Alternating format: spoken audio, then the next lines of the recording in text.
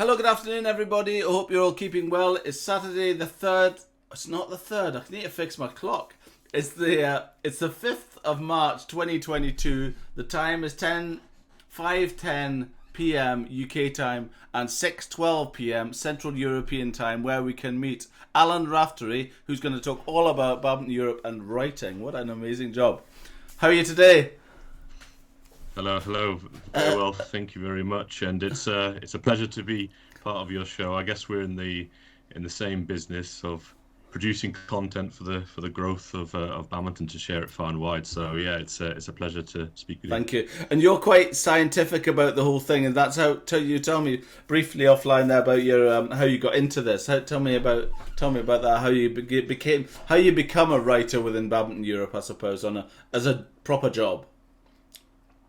Yeah. So it's really driven by my love of badminton, playing badminton, and being involved with the local clubs, and also at university. I studied psychology, and then I went into occupational psychology as a master's, and then went into graduate recruitment, and ultimately supporting students at universities, making them more employable. Really enjoyed that.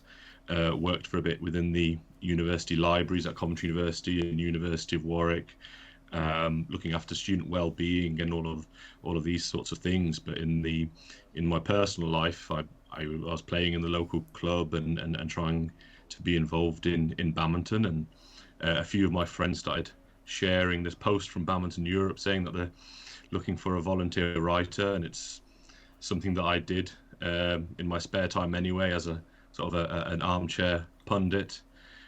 You had Steen Pederson, who's a bit of a legend in that regard, a fellow badminton nerd, and I see myself sort of the same. So I thought, why not?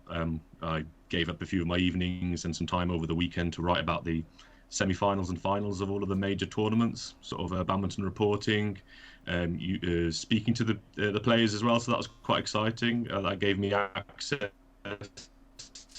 and a reason to reach out to them, Facebook, Instagram, asking them, what went on in the second game during that final, what switched the momentum. So that was quite exciting. So that gave me more access, and ultimately an ability to see my articles up on Badminton Europe website, and for fellow badminton fans, not only in Europe but around the world, to engage with and comment on my articles. So really, in essence, it was the love of badminton, and I learned sort of the writing skill and the communication along the way. And are you very interested in the statistics then? Obviously I met with Steen through the week, and that was very interesting, learning all about, how he, just his scientific approach to things. Do you think you have the same ilk? Do you have the fascination with stats and head-to-heads and from the past and that kind of thing, Al?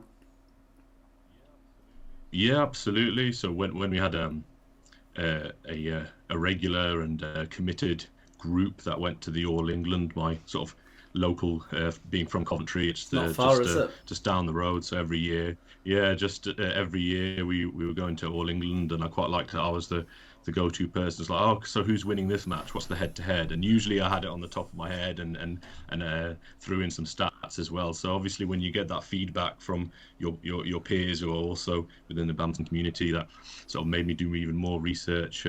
But just the general psychology as well. That was my my course at uni, and we were quite close with the sports psychology. So I enjoyed sort of trying to think of what's going through the player's head when they're doing certain things, what they're feeling on court at the elite level as well. And funnily enough, the very first day of university, I when you're trying to meet new friends and you're a bit like nervous, the thing that was on my mind is badminton. So I mentioned, so who's joining the badminton club? And the nearest guy to me said, yeah, of course, I love badminton. And I was like, well, what are the chances of this?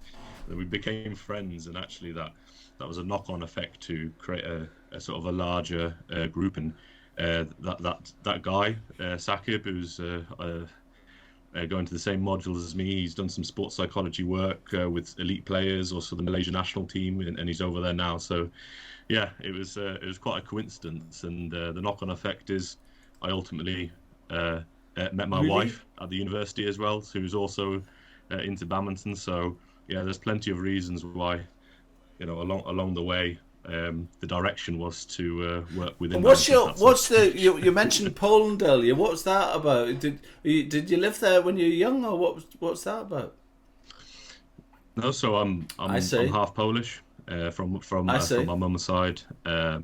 So any of the Polish players, I sort of followed them, and they were, when they were playing at All England, I used to sort of shout over to them because I was, usually their only fan in the arena, and just having a chat with them. So that was quite nice to have a team that I. And did you live in Poland as well, or not? No. I spent many summers over there with my grandparents, uncles, aunties. So really fond of the. And what do you like what are you like with languages then? Do you speak languages?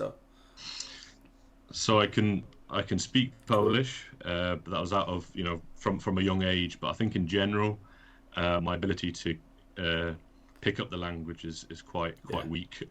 Being here in Denmark for 2.5 years, don't ask me to say any Danish words. I haven't picked up much. I know I think Danish is a tough one, isn't it? But luckily, the Danes are amazing at English. Absolutely, they're fantastic. That's. And I think that's a case of most sport from around the world. I mean, people I've spoken to, people either speak English or they want to speak English. And I found I interviewed a group in Indonesia, in Java. And I've had a couple of interviews with them, and it started with somebody from Dominique who works with Solibad. So I met Rafael Sachetat, the president of Solibad, and through him connected with Dominique, who's kind of runs a group in Java who are supported by Solibad. And I had a few chats. I actually contacted with Dominique, and straight away she said, listen, if they'd like to learn English or help more communication, and they were right up for it. They were all over it, right? They were like, yeah, brilliant. When can we do it? Saturday. Okay, we'll see you on Saturday. We'll get the Wi-Fi set up. We'll get the phone set up. And now I'm really good friends with them. And what it was Nafia actually has moved from Java to be an assistant coach in Canada. But absolutely knew no English whatsoever. So that was, she did. Her English was pretty good and always was good, but she was just looking for anything, right? Any way of learning the language even more. And I think it's obviously the travel. Everybody travels so much, don't they? Yeah, and absolutely. There's more and more players. Most of the superstars are, of course, from Asia. The sport that we love has an Asian heart, of course, and many of those players are learning the language to have more of a global reach, a global audience, and that's really fantastic to see as well, because that's sometimes it's the main challenge in the off-court interviews. You want to speak to everyone, and if there's not a translator, you're just like, there's that barrier. I'm not able to sort of ask all of my questions to all of the players. But it's getting better that they're able to sort of learn their key responses. So you know, commentating really are you like interviewing the players as they come off court nowadays at these events? I've heard you. I'm speaking to you. I've heard your voice so many times, and do you enjoy that? Yeah, it's one of the my favourite parts of the job. I'm the face that they see when they're all sweaty and coming off court and really tired, and I'm there putting a mic in their face to ask my questions that will, share it globally. So what's just happened, and to add more context to what goes on court. Of course, the fans around the world love watching the action shots, the highlights, the live streaming, but to give more value to what's really going on, and to educate everyone about what the players are trying to do. That's where the interviews come in, and we do some fun interviews as well. It's not all about what's on the court. We try and sort of dig past the very well trained personas for some people, and trying to a bit like what you do in podcasting. Yeah, it's an art form. I've heard of you. Ask about people's lives. I've heard of you. What's your favourite colour? What do you like to eat? What you do tonight? What's your favourite drink? That's it. That's what you call a total curveball question, isn't it? absolutely. Yeah. I sympathise sometimes when I ask the question because they're so exhausted. Because badminton, that's one of the things that I'd love to tell the world is how difficult badminton is at the elite level, and what they put their bodies through. So they're exhausted, and then someone's asking, what do they do in their spare time? Can I ask you? But they're Can I ask you how do you go about? How do you? I'm quite interested in this one. How do you get the person to come and talk to you? Are they obliged to come and talk to you? Do you have to corner them to come and talk to you? I'll tell you why I asked that. You interviewed Anders Antonsen after he lost a game recently, and he came off and he asked you a question. Yeah. Anders, can you tell me what happened? He said, "Well, I lost."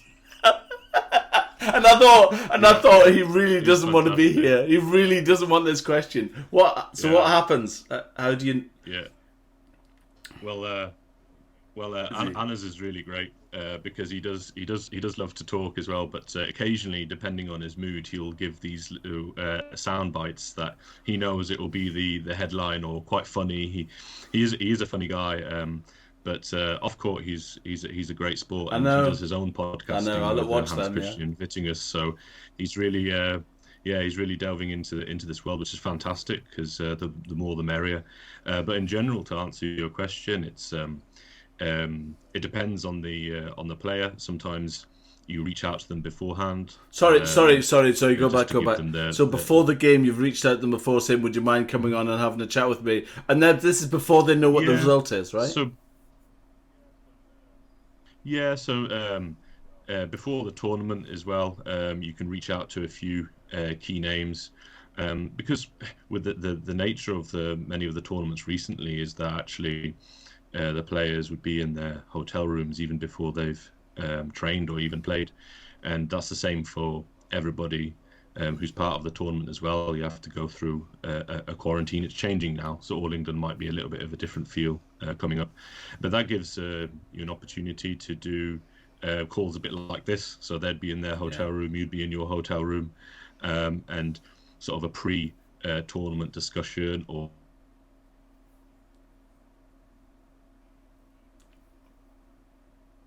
losing you a little bit.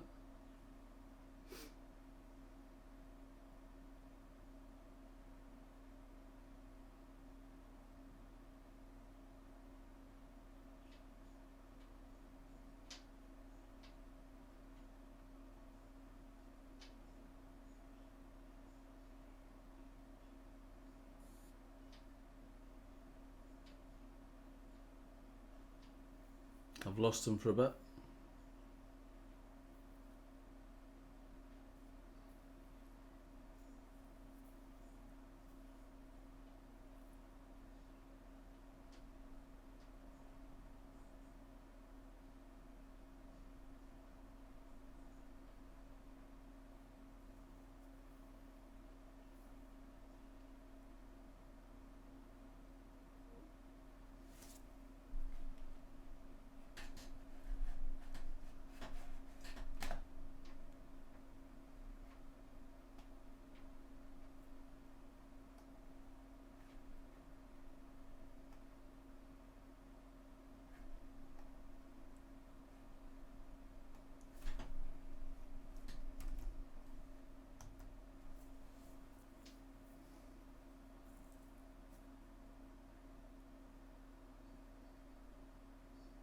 Hello, he's still there. Don't worry, I'm still here. Don't worry, it's fine. Are you there? Yeah, can you hear me? I can hear you. I'm saying I can't see you yet. I think it might be loading up. I can see. Oh, it's okay. I see. Don't worry. It's fine. I can see you. Just, and your thing moving. Sorry, I do. That's fine. So you're saying So before they're in their rooms and so you'll have a meeting with them before the tournament. And what do you have to tell them what you're going to talk about? What?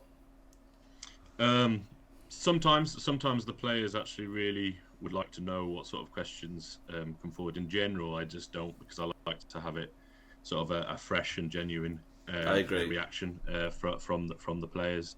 But no, it's really just in most tournaments at the highest level, they are obliged to do the interviews. Really? But a few players have their own reasons or that they try and avoid it. So famously, Lindan, many people's favorite player, he has refused interviews in the past if he's not feeling Really? up for it and things. But they do get fined. But do they? But some players are more than happy to take it on the chin. But the vast majority of players love to have a chat afterwards, and they've become a little bit more familiar with me and my face and things, and yeah, they really are a great bunch, and some of them apologise if they did. Oh, my English is not good. I really want to give more and say more in my own native language, but I try my best. And yeah, some of them have. You can see the progression, the English lessons and the media training that they're having. Some of the young players, like our youngest star, I have to mention coming up from in Europe, Christo Popov. Yeah. From the very first time I've interviewed him to what he's doing now, he's absolutely fantastic. Like he could talk, and he's very, very articulate about the game and his motivations and about his setup, about his brother as well, and it's always really, really interesting. So yeah, that's all. It's fantastic. It makes my job a little bit easier. Definitely. And do you think that is there other translators? I've interviewed Justine Kamal. She's in southern France. Cassie obviously interviewed. She's Spanish. And obviously yourself. And it seems to be quite. And Peter Takala as well. Who's I can't remember. I can't remember. Is it Yugoslavia? Where's he from? Slovakia. Slovakia. Sorry. So it's a real. It feels like a real kind of. Obviously a whole European thing, and almost like it's planned to be, so there's representation from all corners. Is there translators and things like that, or what's that like? How do you, is that, or would you like that, or what, how do you do that? Yeah, so when we have translators, it's predominantly for the Asian players, and lest we forget, many Europeans look up to the top Asian players and would like to hear from them. So there's Indonesian translators, Japanese translators, Korean translators, Chinese translators, usually at the top tournaments, and they'll all be there at the All England for sure. And it slows down the interview a little bit. Yes, some things are lost in translation, but it's still worthwhile to do that, because we do need them to promote the sport, grow the sport, and give back to the fans. Without the fans, the sport would be nothing. So they want to hear from their favourite players. Yeah, for sure. And tell me, let's talk about your badminton. How did you start playing badminton? What age were you when you started? So quite late. I wasn't really a badminton player. I was a rugby player. Really?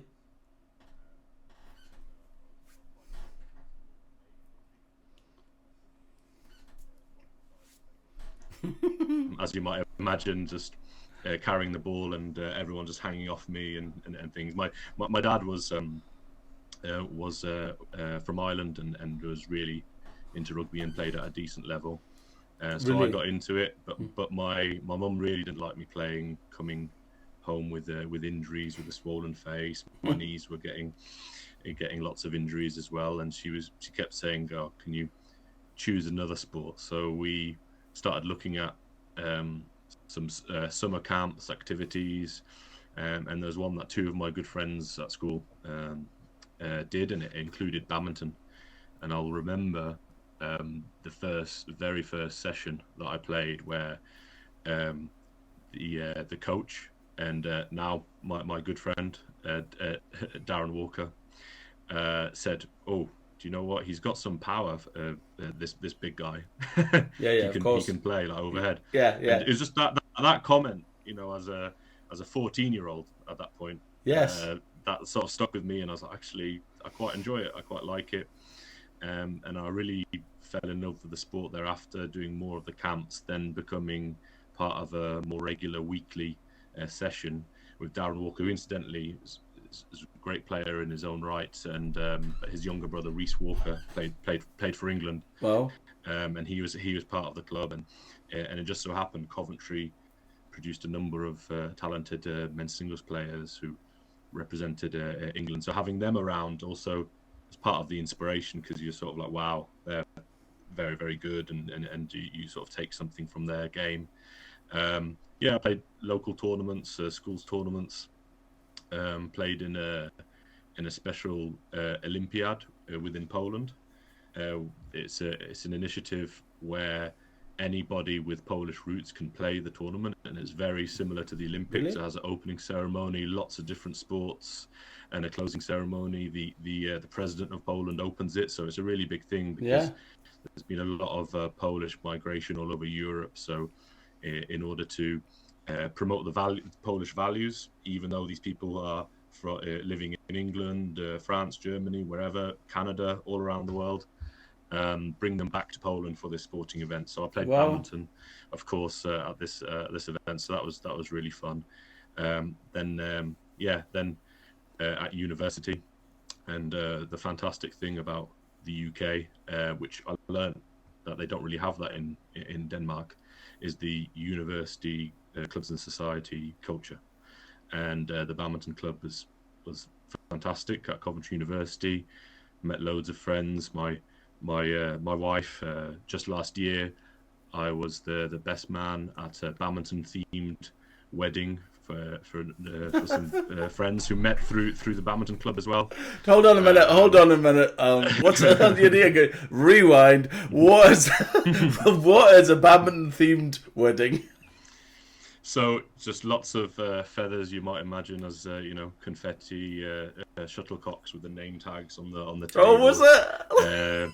The gift that we gave the couple was a vintage badminton racket with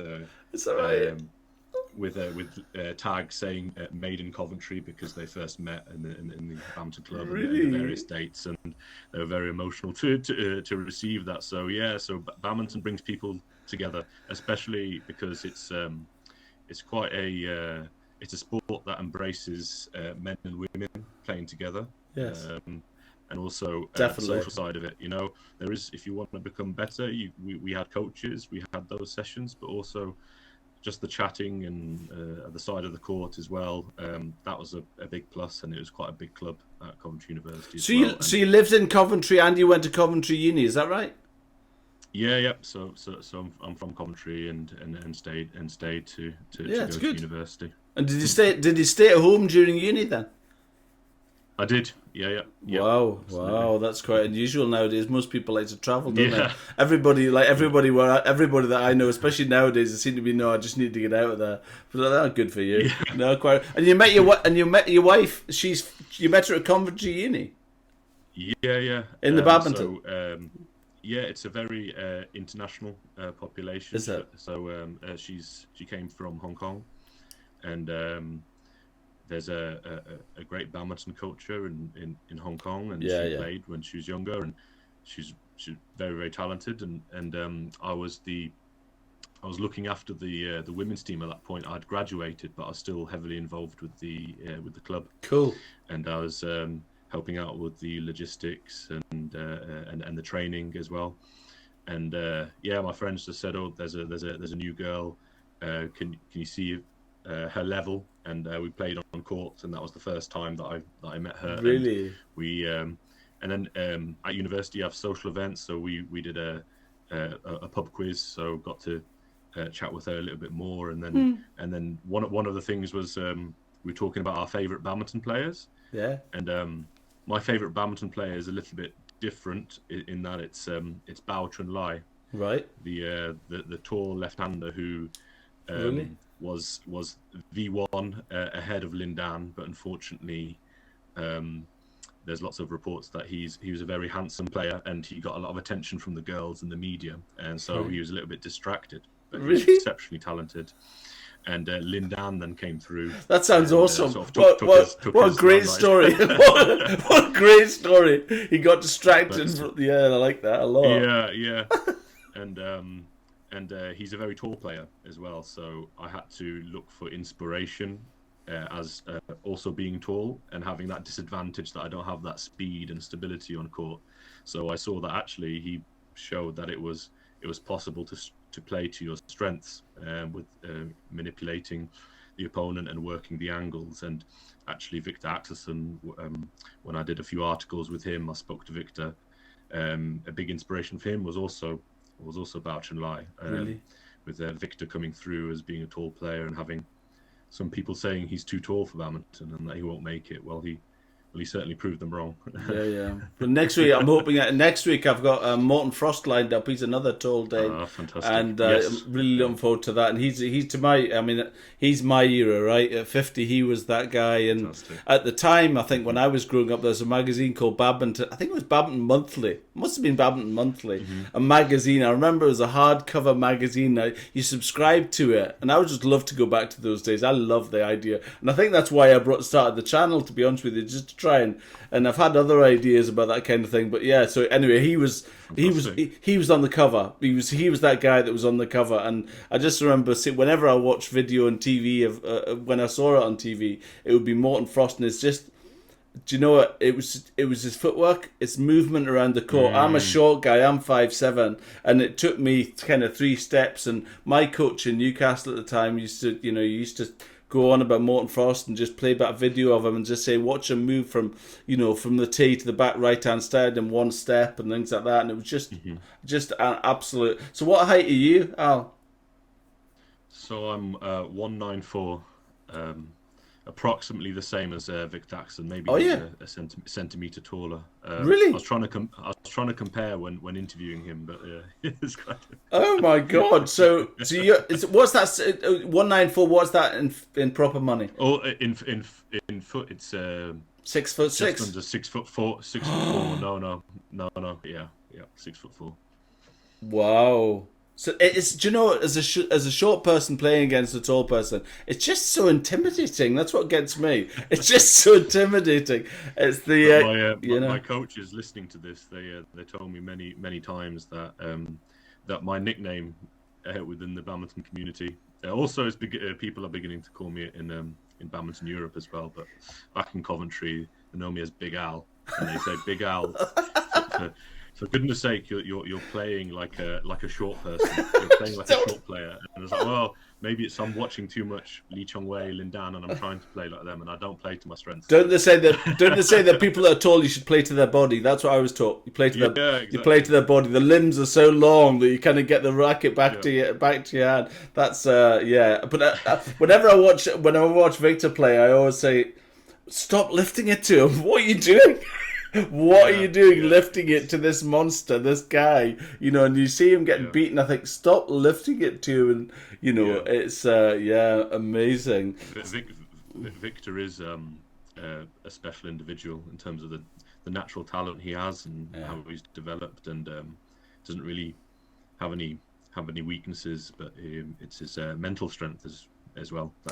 I think Anna's is. I met Anna's in Birmingham 2 years ago, and he doesn't look as tall as he is. He's also monstrously tall, right?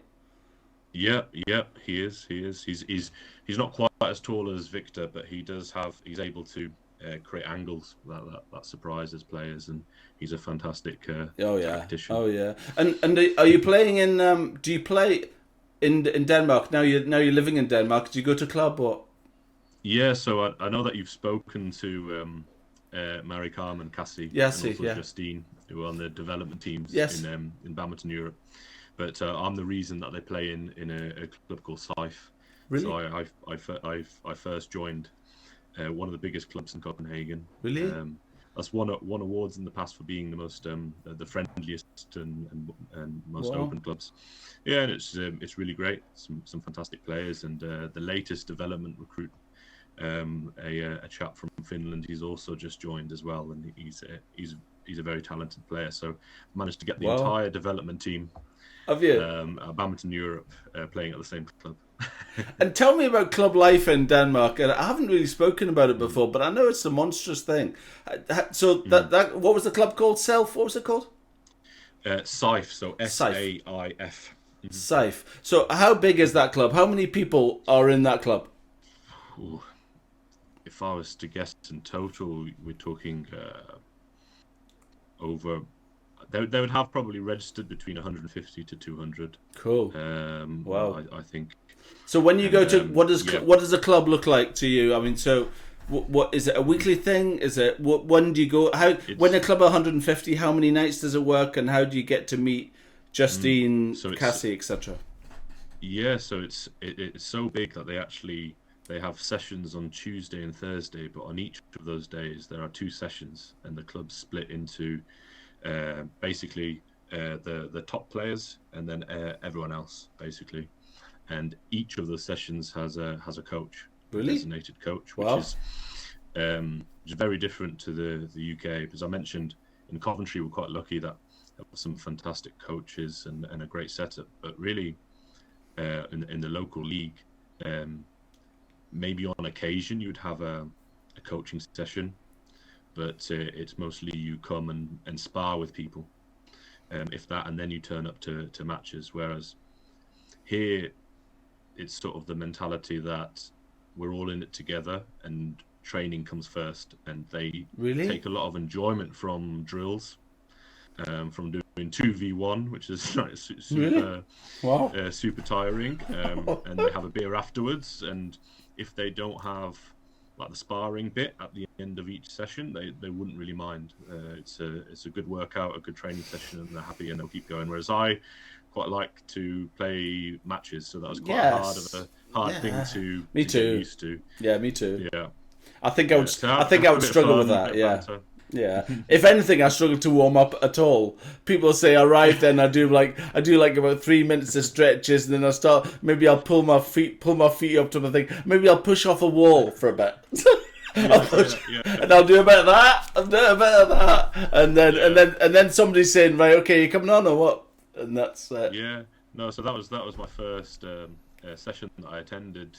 I came a little bit late, and I just saw everybody running around the hall. I doing laps, and I was like, "Oh, why is there no one knocking up?" That's how I warm up, you know. Yeah. So, yeah. I know that I'm lazy in that respect. Me too. I suppose you can't question it so much because their system seems to be working quite well. They know, yeah. They for sure know best. And how long do you walk? How long? How long is the club? How long do you go for? You know, your 2 sessions. How long is it? In terms of the amount of courts, you mean? No, like how long time-wise? So you'll arrive at what time and you'll play till what time? Yeah, and you'll be there until what time? Yeah, so my session is the late session. Right. So you start at basically 8:45, and I'm finishing 10:30, 11:15. So very, very late. So yeah. So what's that? Oh, around about 2 hours realistically, everything included. Wow. And is it the coaching staff, are they all voluntary, or do they get? No, not really. So incredibly, this is a bit mind blowing in that the very first podcast that I edited, that was one of my tasks, coming to Badminton Europe, was a podcast with Jonas Leiduch. Right. But at the time, he was the head coach of the Dutch national team. Right. And he was talking about in the podcast, I remember that he missed home and he was coming back to Denmark, and the player Mark Callie would follow, and maybe a few other singles players to train with him in Denmark. And then I joined SIFE, and then he joins as one of the coaches. Oh, really? So it's just, you know, an average badminton club in Copenhagen will have coaches who have maybe coached at quite a high level. And is it still fun, or is it, I can't quite decide if I would like that or not. Is it still fun, or is it intense? Is it? Yeah, do you know? I think I've gotten really used to it. You know, you get the techno music on, and then you're doing the drills. That you're now like, I picked up some of the Danish keywords to know what drills coming up, so that's become a little bit easier, and then become familiar with some of the guys and girls in the session. And then actually, it's sort of, they gamify the drills a little bit, so it's quite fun.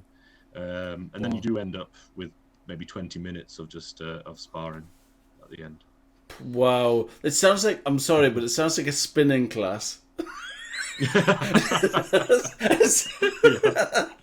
Come on! Yeah. Come on! Yeah. And then 20 minutes of actual play at the end. I don't know, but Yeah. so if you want to just go and knock and play for fun, then realistically you have to kind of just book a court, right? And just go and get a group together and play for a couple of hours. If you wanted to go and play for 2 hours, that's what you've got to do, is it? Yeah, and certainly there are plenty of courts to do that. There's a really handy app in Copenhagen where you just see the courts available. It's really easy to use. You book it, and then you share the costs with people. And then, there's in every neighbourhood. There's a couple of streets away. There's a badminton hall, and also that's really cool. Many of the halls are dedicated badminton halls. Yeah, so no other sports played there. It's just badminton. So that blew my mind as well, because you have to get used to all of the different lines of basketball, volleyball, and I agree. You're a little bit confused by all of the colours, and it's quite rare to have the badminton mats, and badminton's the only sport there. But and does your partner go to club with you? So my wife is back home in really? Coventry, but we she's visited many times, and I've come back quite frequently. Yeah, it's good. As well. Yeah, COVID made it a little bit more difficult. Yeah, of course. But now it's quite easy to just pop back. Yeah, that's good. And go back to your commentating. Is there anybody you think about? Is there anybody now you? How long have you been doing the interviewing bit for? So for 2.5 years, even as a volunteer, actually, they allowed me to help at All England because they were a little bit short-staffed. Yeah. And that was it. I was just thrown into it. And my first interview was Matthias Bow and Carsten. What was that? So that was quite, and they're famously sometimes quite tricky. Oh yeah. To interview, but I survived, and then they're really great over the years, and then when they ultimately finished as a partnership. So that was quite fun. That was quite eye opening because I was always curious what happens behind the big curtains and in Birmingham. Definitely. The All England. Where do the players go? What do they do? So that was really cool. Yeah, I really like it, and there's so many things I like. I've interviewed quite a few umpires now as well, which has been really interesting. About the officials and becoming an official, and kind of the fact that they're all volunteers and traveling. Mm-hmm. They've had so much stick recently, all the stuff that's happened, and the umpires and stuff that get real. They really are. The players are so passionate about their sport, and they've got so much invested in it, time and everything else. And sometimes the umpires, you think. I mean, I interviewed Grietje from the Netherlands, who's one of the umpires, and it was amazing actually talking to her about. I think she's a teacher, or she's got a full-time job through the day, right? And then I said, so if you go to a tournament, it's a Tuesday to a Sunday. She says, what happens with that with your employers kind of thing? She says, I've just got to take it off on holiday. And she's got a young family, and you think, this is a volunteer. So they're volunteering to sit in that chair. And, don't get me wrong, she loves it, and they love badminton, clearly. Mm-hmm. And that's the great thing I think about badminton, is everybody in it seems to love it. And it's just, I just think it's amazing. And I really, really like Badminton Europe, and it seems to me that, I think I would say, I suppose I see a lot of opportunity. I'm not at the stage of life to do it, but I speak to a lot of people in sport and badminton, and they're all, a lot of players are thinking about their careers. They are thinking about, when I'm finished playing badminton at 32, what am I going to do? And there is this great opportunity in Badminton Europe. Don't you think? Do you love it? What do you think of it? You're not going to tell. Obviously, you're not going to tell me it's rubbish. But genuinely, there seems to be. How many people work within the organisation in Denmark? I think it's about we're about 11 or 13 if you include the coaches at the Centre of Excellence as well. But you're quite right with what you're saying, because without umpires, without the line judges, the volunteers, we wouldn't be able to continue with the sport and grow the sport. And many of them give up their time for free and juggle their lives, travel around Europe, and really dedicate a lot to the sport and give a lot back.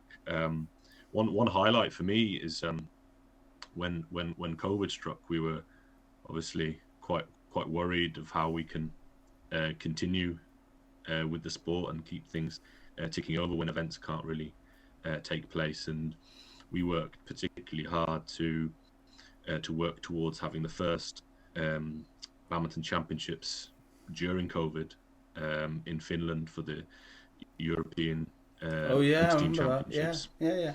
And myself and a colleague, Laura, our graphic designer, we worked on a documentary because we thought that would really capture the moment, how everyone in the badminton community is working together to keep the sport alive. And we did a behind the scenes documentary. I saw it. It's on YouTube. I watched it. Yeah, and we've had a lot of feedback from umpires, line judges, everyone who's involved in the sport, commenting how it made them feel part of the community, and they'll always have that documentary to look back on, that actually when things were really tough, everyone worked together for the good of badminton to make it happen, and that was a template that inspired a lot of other members and other countries to put on events and gave them the confidence that they can do it as well. So whether it's sporting events for the elite players or for the young players, but also development events as well, because our largest team is the development team, and for a good reason, because the things that they do are very, very important to promote the sport and at the grassroots level. Yeah, for sure. I mean, from the mental health side of things, I'm in sales actually, so I work from home at the moment, obviously during COVID and everything else for Xerox, and so there's been very little offices open, that kind of thing. But as soon as sport came open, and I organise a club within Edinburgh, which is, this year has been exceptional. I don't know, we've had a lot more players, probably about 25% more players this year than ever before. And people who, we haven't seen for years have just suddenly come out of the woodwork. And when people, I mean, I've got quite a few colleagues who, when people are working from home, there's no real reason to leave the house. And especially younger people, people in their early 20s, they're working from home, they're living at home, they're playing on the Xbox at night, and they're working in their bedroom during the day, and there's no real reason to leave. So badminton is real, and sport as a whole obviously just gets you out and forces you to, it helps you to interact with other human beings and a face to face. I know everybody goes on about teams, but I just think the sport itself. And badminton's perfect for that. Even at we've sort of spoken about how difficult the sport is in terms of the training at the top level, but just hitting it back and forth over the net in the garden or booking a court in the local leisure centre. Badminton's very, very accessible at that entry level. So that's what I love about the sport as well. That everyone has. If it's not themselves, they'll know someone who plays badminton fairly regularly. So that's why I'm biased, but that's why it's one of the best sports. Thank you. Well, that's it. Well, that's what I think as well. So what I was going to ask you, what's your discipline? Were you a singles player or doubles or mixed or what? Certainly now it's predominantly mixed doubles that I enjoy. What age are you? What age are you? I'm 31, so I see. Perhaps 10 years ago, if you asked me, it would be singles through and through, but no, not anymore. Do you know? I still love singles. I don't mind being rubbish at singles, but I do love singles. I love it.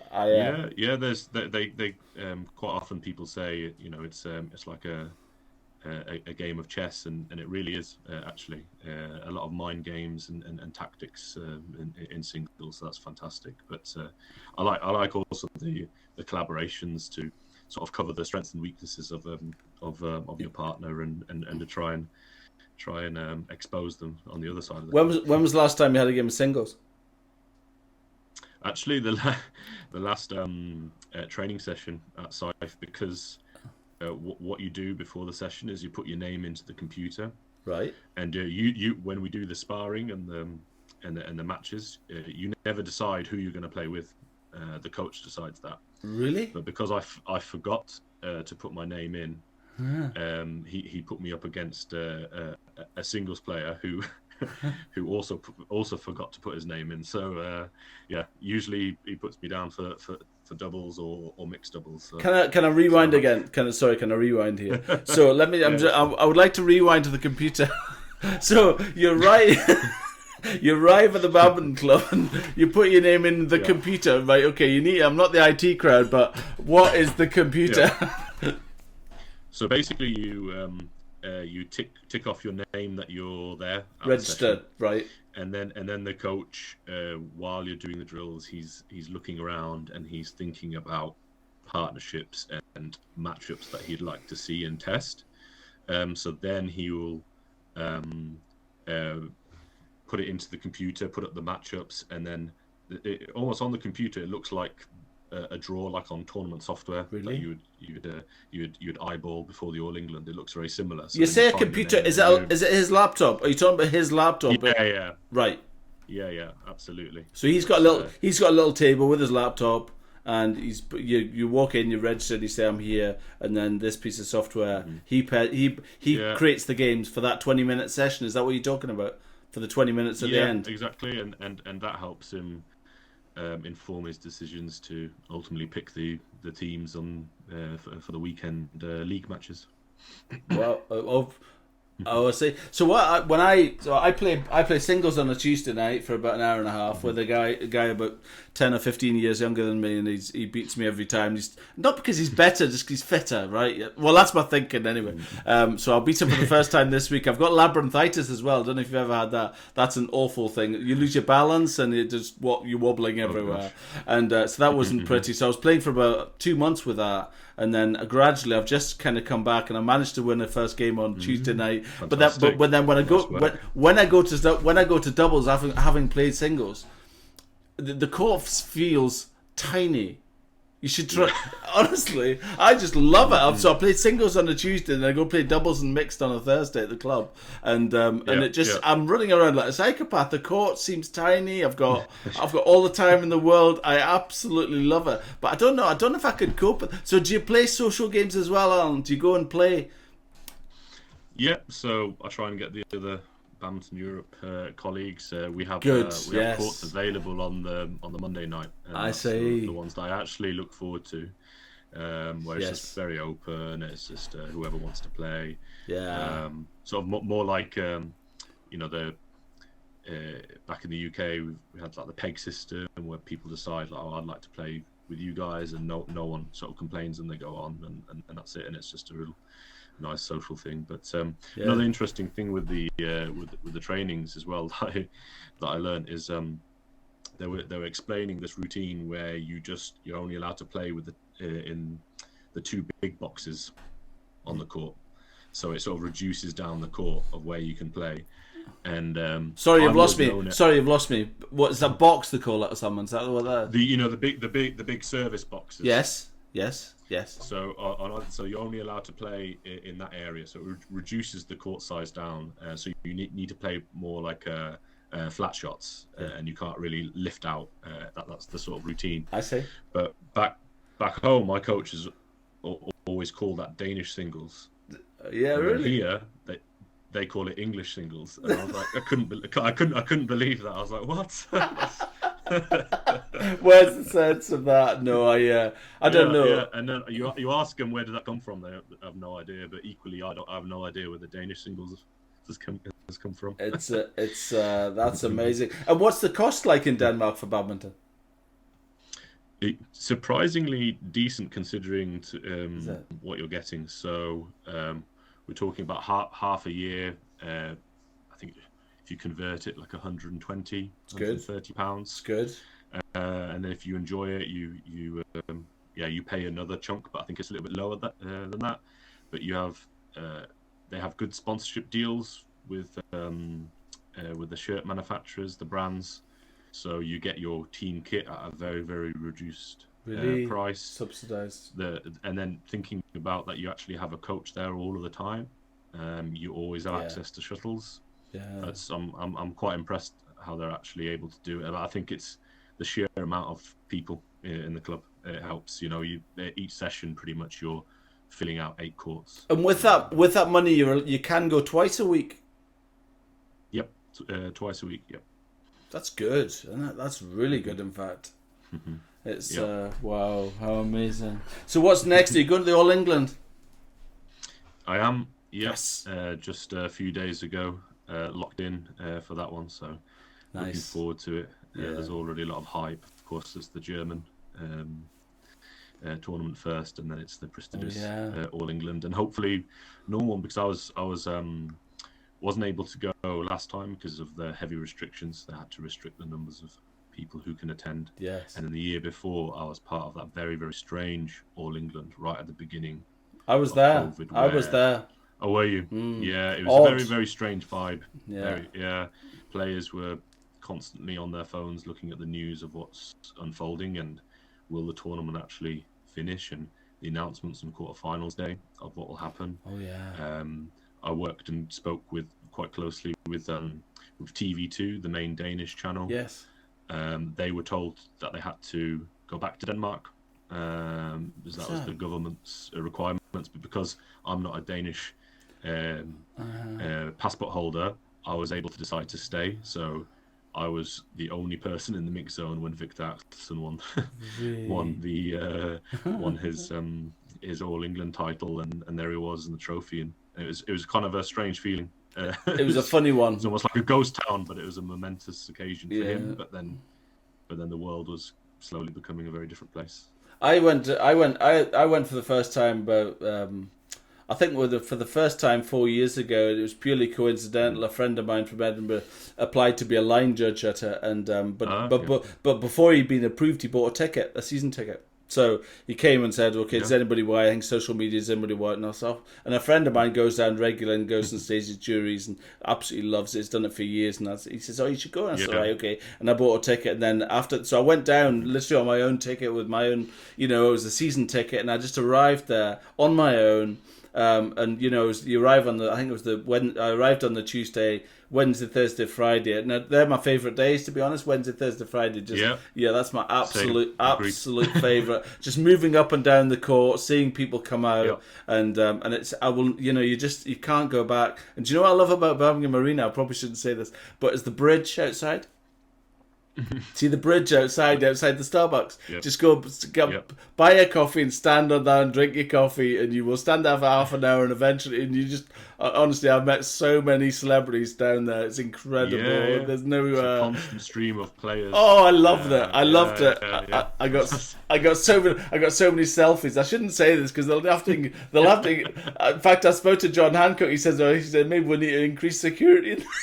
I thought, you probably should. But anyway, the long and the short was that. So when I was there, I met one of the, I ended up sitting with a bunch of Danish boys and just chatting and was just shouting. Victor was coming on, and it was just, do you know what? It was just, and then there's Malaysians there and Bole and Geo and all that. And just absolutely everybody's so friendly. Indonesians just underneath the roof making a lot of noise. Oh, I love it. Fantastic. I absolutely love it. But like I said, my Wednesday, Thursday, Friday is the best. That's my. So this year actually I'm missing the weekend because I'm going away in May. So I'm actually missing the finals. I'm literally just going for the Wednesday, Thursday, Friday this year. But I just absolutely love it. So listen, I'll maybe meet you for a wee catch up. That'd be good when I'm down there. Absolutely.